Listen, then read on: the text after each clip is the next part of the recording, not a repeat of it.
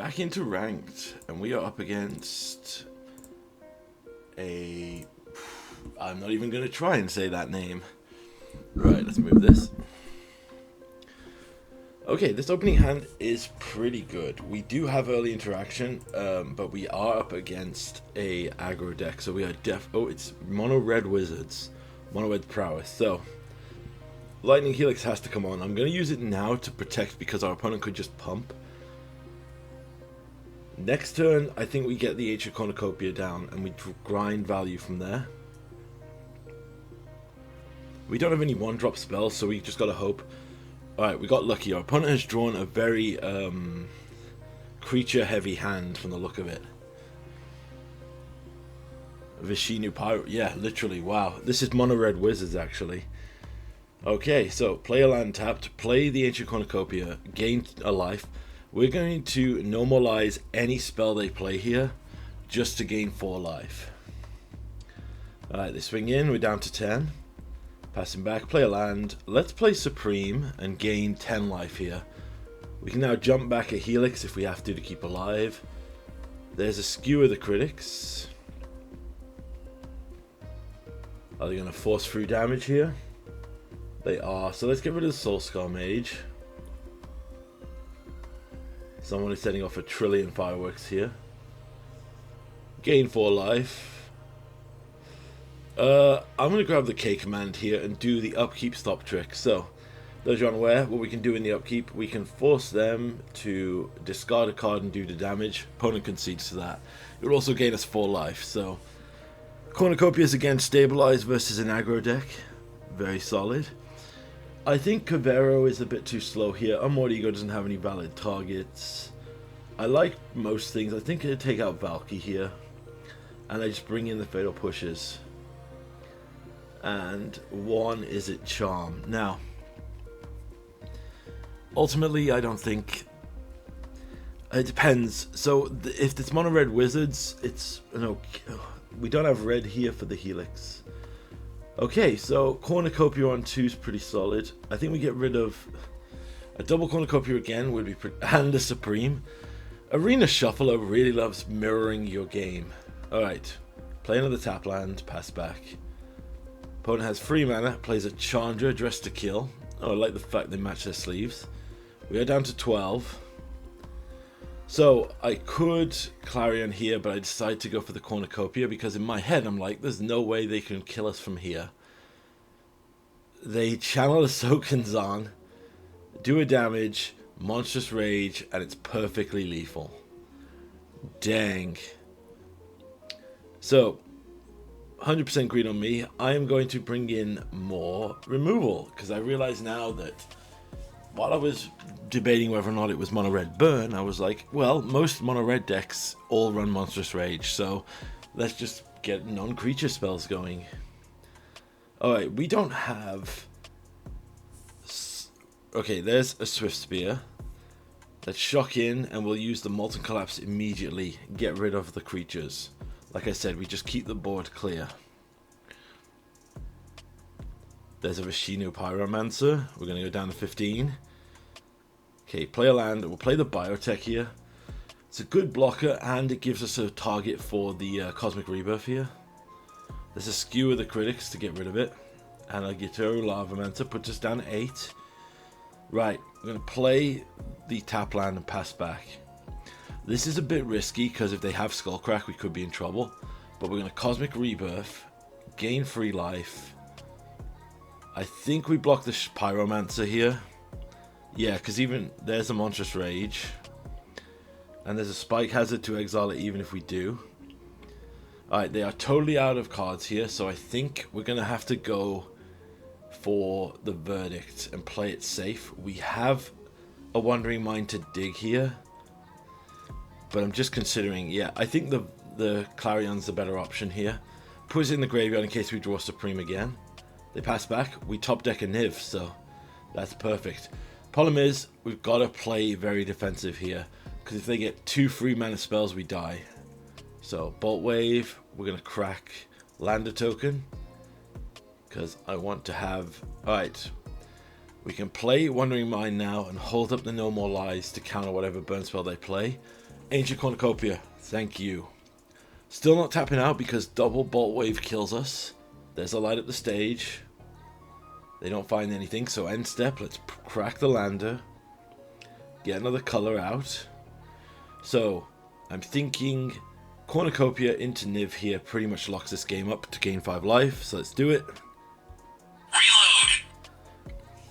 A 4 hit, pretty solid. Player land tapped. An opponent concedes, good game. Whew, close. Alright, second match here. This is another match where a deck has really pushed using Badger Mole Cub, as you will see here. So I see blue-red thinking potential Phoenix, so let's throw down a Biotech. They opt, leans more into potential Phoenix, or is it Prowess is the big one that's currently everywhere. Then I see green at Carroted, so I'm like, okay, this can't be the Niv match parallel, because there's no way. So I instantly think to myself, this has got to be Jeskai Ascendancy combo. So if you're unaware, Jeskai Ascendancy is an enchantment that lets you loot and untap all your creatures and pump them every time you cast an on-creature spell. So with Mana Dorks, and in this case Earthbending here, it can go insane. So we now have to clear the board. Storm Chaser's talent, yep. So yep, 100% clear the board. Everything's gone. The land will come back. I am starting to hate Earthbending. I'm starting to think that maybe it was too baby protected. And what I mean by that is, I feel that, when they go for the level 2 here, we can Vanishing Verse, get rid of that. I think that if we exile the land shouldn't have come back. I think they definitely played it too safe by giving it exile or destroy protection. Right. Caryatid's down, so I'm going to go here for the Supreme Verdict. However, I was not aware of this in the deck. They're running Divide by 0, so that doesn't... The wording of this is so peculiar to me. Why does it say 1 or greater? They get an Accumulate Wisdom. I'm sitting here thinking to myself, I have to try and board wipe again. They have another Divide by 0. They get a True Ancestry here. They accumulate Wisdom. And they assemble the combo piece now. Yep, there's Jeskai Ascendancy. There's another Badger Mole Cub. And now they're going to just do the combo here.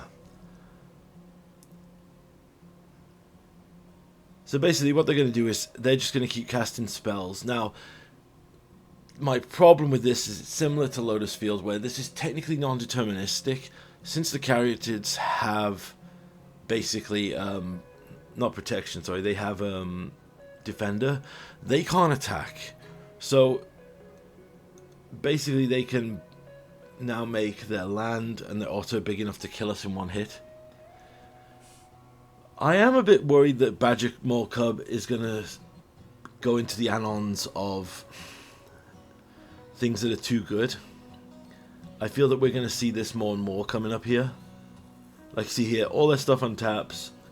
I'm going to concede to just save time, because I really don't want them to go through the whole combo here. I'm pretty sure that they're going to do the loop with... I don't think it was deterministic there, but I think that this town ain't big enough with that basically goes infinite, and I can't be bothered. So it's similar to most of the multi-casting ones here. We want to get as much... I'm like, anything that can hurt the graveyard, anything that can stop them going like that, pass it back. Now... Yeah, this hand was a terrible idea to keep. I keep it because there's 2 sideboard pieces that can really help us, but I kept it under the premise of hopefully drawing 1 mana. Fortunately, that doesn't work out. Now, as you see here, Badger Mole Cub just makes it insane. So we start with the Deafening Silence here. Double Deafening Silence can give us like an insane advantage here, but we're just taking too many beatings. Right, play the land. I consider my options, and I'm like, I have to Vanishing Verse the Badger Mole Cub. Them getting double mana from this is just going to push it too far. They stock up, untap and draw, We're taking 5 from this hit here.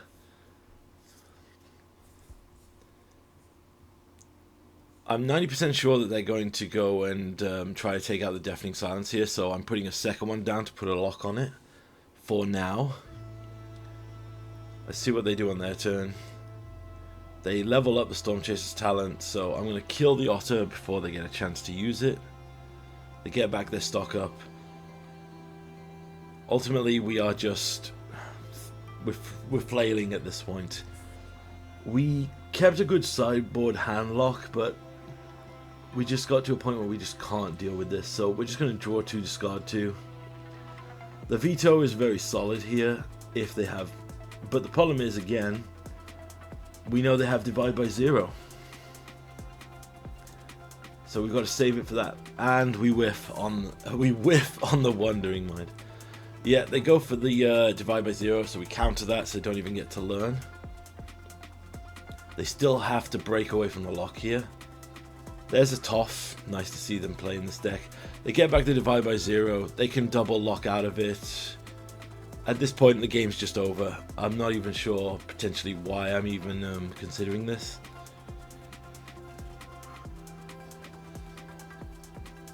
They just have to bounce one of our blockers here and can kill us. So, yeah, it's a sad thing. Badly. Definitely should have... yeah. I love the earthbending mechanic, but really, we babied it too much by being like, ooh, if you exile it or thing, it comes back. Don't worry, guys. And I know that's to stop new players getting sad when we exile it, but I'm worried about the effects long term. Final ranked match here, we're up against Dan.io. And the very peculiar here. So, just to give a little context, I don't understand Arena's ranking here, because literally I was on the 3-game lose streak, I think, here, because I lost the game with Jeskai Ascendancy, I lost the game versus Mono Red, like on turn 3, and I lost against Mono Blue Control, and now they're like, yeah, now you're ready to fight a Diamond player. Very confusing here. There's a Fable of the Mirror Breaker. I'm going to destroy that with Night of Autumn. They already got value from it, but I think the card selection and looting would be more valuable to them, so we're going to get rid of that. I will take the trade here. If they have a Fatal Push, I want to force them to use it to try and save the token. Fortseize is fine, we just have 2 Helixes. There's a Shieldred, that's quite scary. We top deck the perfect card though, so... Let's Vanishing Verse, get rid of that immediately. Pass it back. Ritual Chamber, that's pretty rough. Okay, Lander Token. Since we're not going to do anything else, get some more cards out of our deck. I'm going to play Joshua and immediately try to dump 2 lands to find something. There's a Bring to Light, which is a pretty good thing here there. Right. Passing back. Holding up the Helix if they activate a Muta Vault. They unlock the Annex, so we're going to take 8 damage here. Ouch. Down to 8. I'm going to Helix in the end step just to gain life, because I am planning for a Niv here. I want to shock and go for a Niv. And hope this is enough. Yeah, 100% going for the Niv. Reload! Alright, reload hits free. I'm going to throw down the Biotech to insulate against Sheldred's Edict effects. And then we just pass back. I will 100% slam Niv into a trade here with the Demon. Second Sheldred comes down. They really should probably attack here. No, okay, they don't. Interesting. Alright. I'm going to have to get rid of the Annex to stop them gaining card advantage. It's between Sheldred and the Annex, but definitely stopping their card draw is way more important here. Then I'm going to Bring to Light again. This time we grab Valky from this situation. This is just me checking the graveyards for the Mind Bitten, but there's no good target, so we'll take Valky. Minus Valky, get rid of the 6/6 fire. So now, if they want to come in, they have to slam Shieldred into our board. Specifically our Niv. Oh, we get Fort seized. There's a fear of missing out. Okay, draw another card. Alright, we're going to have to go down to 3 here on the draw. Ooh, there's Toff, but we don't have a card to discard to get a card back. I think we're going to have to risk a blowout here and go for a Joshua transformation. Phoenix will gain us 2 life. We'll grab Yorion. That way we can do a Toff trigger next turn if we have to, or potentially another huge board blink, but we get Fort seized again. Yeah, they get rid of Yorion. Quite unfortunate. They have to slam in here, because if they don't, Tybalt will just take away a Shieldred, so we'll trade for Niv. Oh, there's another Shieldred. Alright, well, Valky's going to have to get rid of that with a down tick. Yep, we'll hit them down to 5. Down tick Tybalt. And they concede. The amount of Rakdos players that will concede to you stealing their Shieldred is hilarious. It's like they go, oh, we don't want to fight this busted card. We know how busted it is. We play it. And I know it feels bad when someone's stolen a card in a game and you have to use your own resource to kill a card that's going to go to your graveyard. But, you know, interesting. Well, Rakdos is... this looks like a pretty standard Rakdos list, so we're running it back with a card for card here. Our opponent. Right, this hand is no keepable. Pass him back. Okay. Bring to Light goes because it's a turn 5 play against the Fortsies deck, and there's the turn 1 Fortsies. Yeah, they either take... it's no more lies here. Our colours were missing black, but taking the card we can potentially cast is definitely the right play here. They did not find their second land. Interesting. So I'm going to play the Biotech here. Yeah, they have a push. That makes sense. Totally fair. Again, no lands, so just go for a Fortsies. Interesting. They kept... I wonder what they kept in their hand. We'll just land a token, get up to 4 mana immediately, and see what they do. They don't draw land and concede. They kept a very greedy hand, I guess. Well, fair games.